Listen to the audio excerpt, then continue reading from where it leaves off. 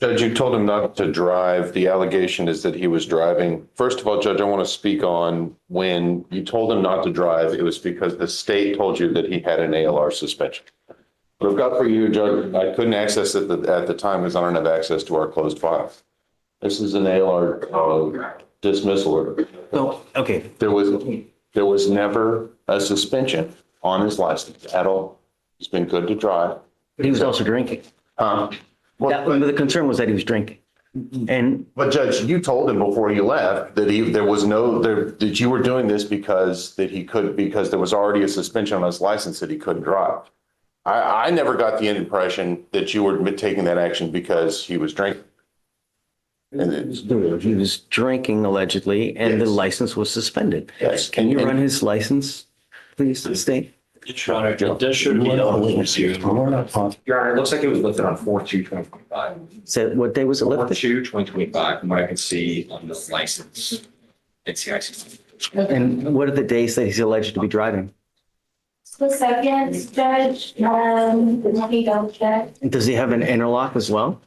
Yes, Judge, yes, interlock, he was alleged to be driving on the second and the third. Furthermore, Judge, the bond conditions that you signed on the 28th, nothing on those bond conditions says he can't drive. And my client tells me that when he went to pretrial services, he was told repeatedly, because he asked repeatedly, if he could drive.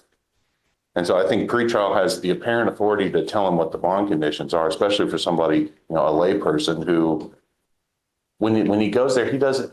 There is a no driving affidavit on file as of March 28th, where I ordered him not to drive.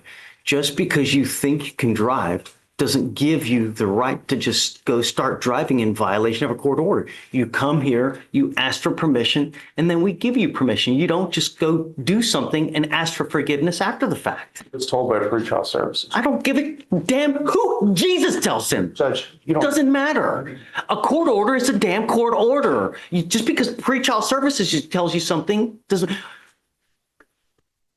Really? Is that what it's not come to? This was all premised on wrong information that he couldn't drive. He can drive.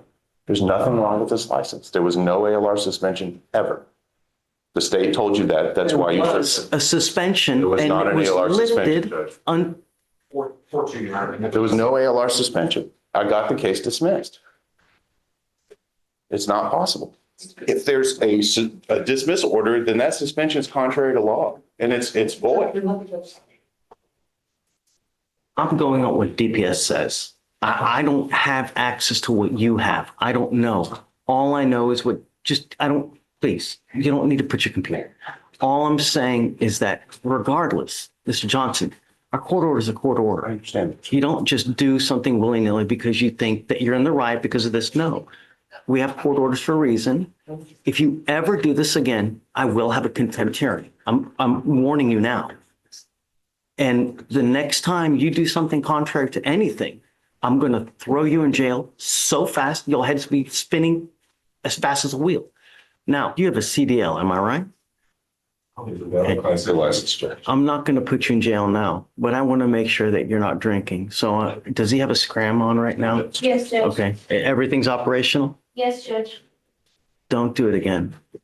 The only reason I'm not taking you into custody now is because your license was valid on the second and third. Otherwise, you would be staying with me. Don't violate a court order. We tell you what to do, not pretrial, not anyone else. Do you understand? Sir. All right. Good luck, sir.